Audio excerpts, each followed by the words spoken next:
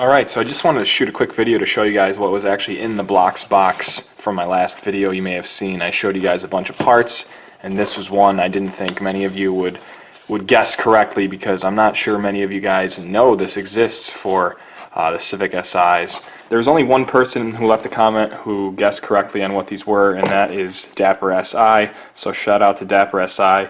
If you haven't checked out his YouTube, check out his 9th gen build. So this is a Blox Rigid Collars kit. This is the part number on it. It fits the EP3, the RSX, DC5, and then of course the 06 through 11 Honda Civic FD/FG platform, and as well as the Honda Fit. So it's pretty universal between all the cars because it all accomplishes the same goal. And that goal, of course, is to keep the subframe rigid to the car. Now I'm going to do a quick unboxing here. You're going to open this up, and all there is a few machine parts. They bagged them individually. So in the box you'll have 8 components. You're going to have 4 collars that are for the head of the bolt, because there's 4 bolts that go into your subframe. So this is where the head of the bolt sits, and these are exposed underneath the car. So you have 4 of those, 1, 2, and then there's the other 2.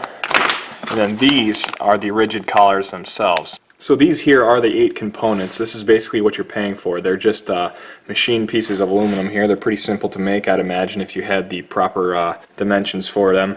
So they're all labeled and silk screened with the Blox logo on them, and they all have labeling from FD1, FD2, FD3 on these here, and then FD4 on these top hats over here.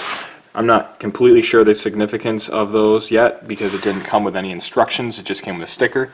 So I'm sure I'll figure that out later when I'm going to install them. So I am going to put up a DIY video of me installing these sometime here in the next couple months, but for the time being I've drawn a little diagram here to show you what the rigid collars do and where they go into the car. Now this is a little diagram I drew for the subframe to frame interface without the collars. So basically this is a cross-section view of the 4 mounting points for your subframe to the frame of your car.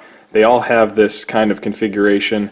Of course the gaps in between the bolt and the subframe itself are exaggerated quite significantly. So this cross-section hatched area right here is your subframe to your car, and this part up here is your frame, which has the threads of where your bolt goes into. But the bolts to the subframe are extremely long, so they start down here, they go through your subframe, and then screw into the frame way up here. This gap left between the bolt head and the subframe, and then the frame and the subframe up here, it wouldn't actually be there when the bolt is tight. I just did that to show you the different components. But when this is tight, if your subframe experiences pretty high forces from either launching your car with solid motor mounts or cornering very hard with spherical lower control arm bushings, this subframe has the ability to shift back and forth. Now the holes in the subframe come oversized from the factory, mainly because when the subframes are produced they don't need to hold as tight of tolerances, which raise costs quite significantly. So they leave a little extra room there so that all 4 corners of the subframe lines up pretty easily during the installation process. The purpose of the rigid collars is to fill the gaps for this oversized hole to prevent the subframe from shifting under these high forces, or prevent even the possibility of it shifting. On this diagram on the right, I drew the same diagram as over here on the left. However, I included the rigid collar cross-section view. So this green area here represents the rigid collar from the subframe to the frame of the car, which are these guys. Basically, if you can see, it'll go in like that. One of the diameters goes into the frame of the car, one of the diameters goes into the subframe of the car. This flange sits in between it, and this flange is supposed to crush when you torque the bolts down to spec to create an almost 0 thickness interface, so your subframe itself doesn't get spaced further down on the car than it should be. So this part goes right there, and the other part is for the head of the bolt. This eliminates the oversized hole at the top of the bolt head here, so this will install just like that into your subframe, and the head of the bolt will ride right in this diameter here.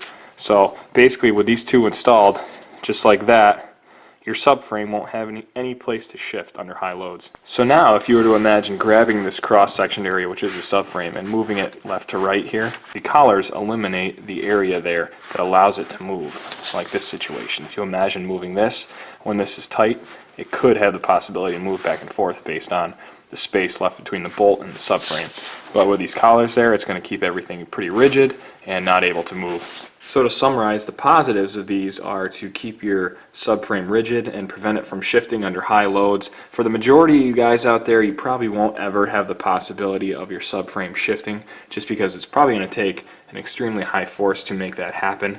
However, it will become more and more of a concern if you have solid control arm bushings as well as more solid higher durometer motor mounts, because they're going to directly send more stress through the subframe itself when you're cornering or launching the car hard at the drag strip. Another positive of these is that when you go to drop your subframe for any reason, say you have your transmission go out and then you reinsert your subframe, the collars will eliminate the subframe from being installed in a slightly different position.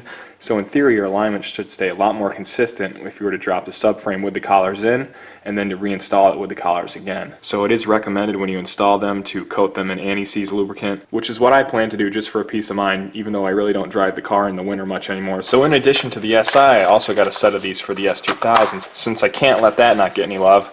So the S2000, I have a kit for 12 rigid collars. So 6 of these will go to the front subframe and 6 will go to the rear. So I plan on doing these to the S2000 as well, because I'm going to put some stiffer bushings in the suspension, and I'm going to also get into some more autocross with the car as well as some track racing. So these will just be a nice little mod to keep everything stiff. So thanks for watching, guys. Drop a comment and let me know if you have any other feedback or if you have any further questions on the rigid collars for these cars. And if not, I'll see you next time.